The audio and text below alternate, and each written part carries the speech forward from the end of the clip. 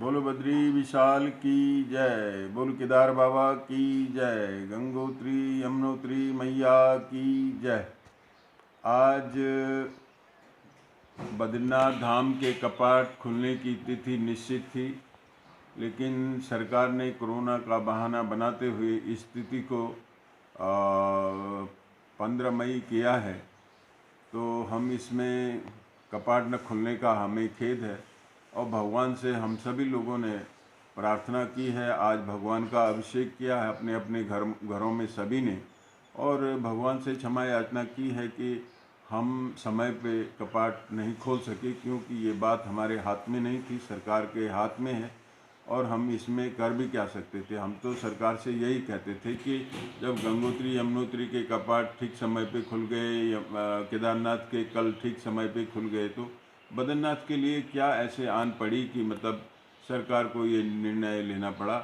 हम तो भगवान बद्री विशाल से यही कामना करते हैं कि विश्व में जो कोरोना का संकट छाया है ये जल्दी से जल्दी दूर हो, और भगवान से यही प्रार्थना है बद्री विशाल, केदार बाबा, गंगोत्री यमुनोत्री मैया से कि सारे लोगों का कल्याण हो और हर घर में सुख शांति रहे।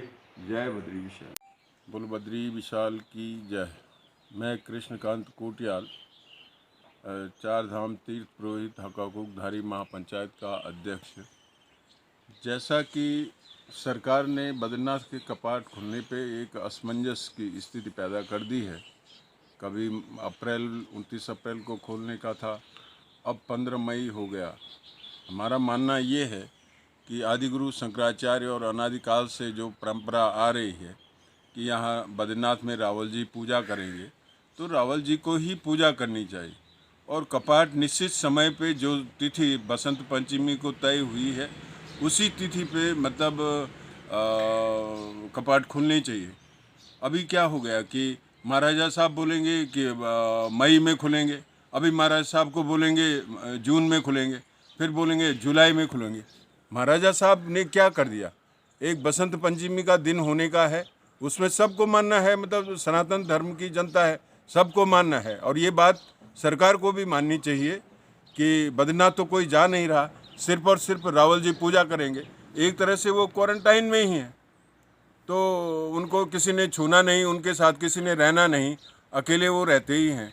तो एक आदमी पूजा करेगा तो बाकी क्या है। सरकार को गंभीरता से सोचना चाहिए, जो तिथि पहले की है उसी तिथि पे कपाट खुलने का दिन होना चाहिए। है कि 15 मई को खुलेंगे।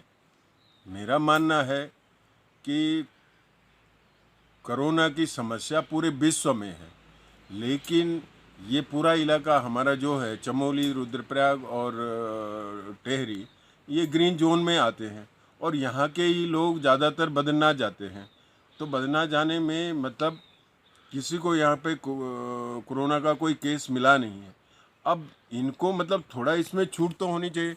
एसडीएम जोशीमठ कहते हैं, मेरी उनसे बात हुई थी, वो कहते हैं सिर्फ और सिर्फ एक आदमी तपतकुंड में, एक आदमी मतलब महाप्रभु जी की बैठक में, एक आदमी वहाँ गोपाल जी के मंदिर में, और अन्य जो तुम्हारे एक आदमी ब्रह्म कपाल में, एक आदमी वहाँ गरुड़ जी में, एक मतलब इस तरह से क्या संदेश देना चाहते हैं आप? बद्रीनाथ में मतलब इस समय जो लोग जाते हैं और वहाँ पे इतनी चोरियाँ होती, लोगों के मकान टूटे हैं बर्फ़ से, उन्होंने अपने मकान की सुरक्षा करनी है।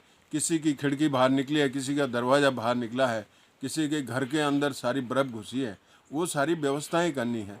तो कम से कम एक परिवार में एक आदमी को तो भेजना चाहिए, मतलब ऐसे में कैसे काम चलेगा। और या तो गवर्नमेंट मतलब वो गारंटी दे कि मतलब किसी के सामान का कोई मतलब वो नहीं होगा, चोरी चकारी कुछ नहीं होगा। अच्छा, दूसरा ये है कि आज भी तमाम लोग हमारे मतलब अन्य प्रांतों में फंसे हैं, देश के तमाम प्रांतों में फंसे हैं। योगी जी ने अपने सारे लोगों को मतलब बाहर के प्रांतों से उत्तर प्रदेश बुला लिया। हमारी सरकार क्या कर रही है? उनको बुलाना चाहिए। हमारे तीर्थ पुरोहित हैं, अन्य लोग हैं जो जगह जगह फंसे हैं, बेचारों के पास में खाने के लिए नहीं है, मतलब वो नहीं है। क्या व्यवस्था है? मतलब तुमने हेल्पलाइन दी, उन हेल्पलाइन को कोई उठाता नहीं है। किस बात की हेल्पलाइन? इस तरह से मतलब गवर्नमेंट को गंभीरता से सोचना चाहिए। अरे भैया, ये खिलवाड़ नहीं है, राजशाही नहीं है ये, ये प्रजातंत्र है और प्रजातंत्र में चुनी हुई सरकार है, उसको जनता के प्रति उत्तरदायी होना चाहिए। हम ये कहते हैं कि मतलब आज दिन तक वो लोग फंसे हैं, उनके बारे में कुछ सोचा नहीं है। क्या वो उनके पास में रोजी रोटी होगी, खाने का पैसा होगा कि नहीं होगा, क्या क्या क्या है ये सरकार कुछ सोच ही नहीं रही है। अभी मतलब तुमने बोर्ड का गठन किया, बोर्ड का गठन करने के बाद में आपने बीडी सिंह जी को बुला लिया। तो जब बीडी सिंह जी को ही बुलाना था तो बद्रीनाथ केदारनाथ मंदिर समिति क्या खराब थी? वही तो मतलब सरकार की एक अंग थी और वो काम कर रहे थे, तो क्यों आपने उनको भंग कर